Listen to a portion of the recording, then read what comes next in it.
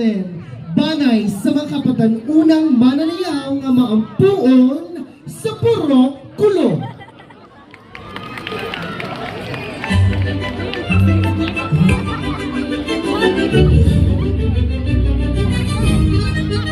Sa matag-adlaw nga mo nabay, na ako'y makita nga naghulat.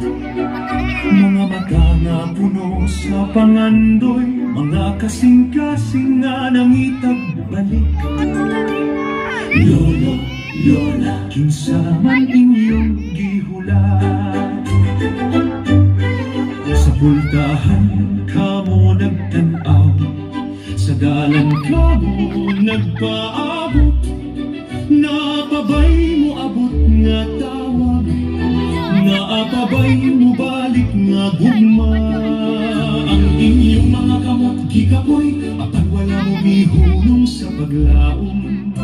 Bisan walay mo abot, nagpabiling gihapon ang inyong paghigugugma. Lolo, lola, ayaw na mo pag-inusara. Kanta ka lola, sayaw ta, lolo, katawa ta, bisan gamay. Isulti ang inyong mga istorya, tudlugi ko sa inyong mga awit.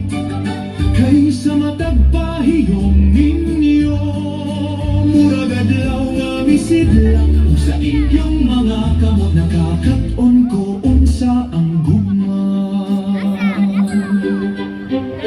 Apan, Senyor San Roque, aduna ko'y usa ka pangutana. Nga naman nga mga tao nga labing nahigugma, mauusab ang labing sigig hulat, ayaw sila pasagdi.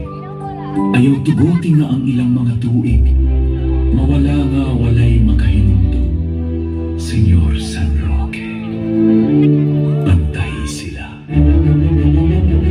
Kinsa ni sa litrato, naman nga pamilyar, kaayo ang akong nawong, nanuman na sa inyong mga mata.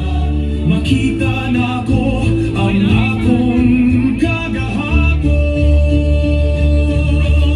Apan ako di ay, ako ang bata na kaniadto. Walay kapadulnan, walay kapuyan, walay kamot nga kabyudan, hangtod ka mo. Ang nidawat ka na ako. Senyor San Roque, karon nasabtan ako, ganong mahibaloan, nga ang unang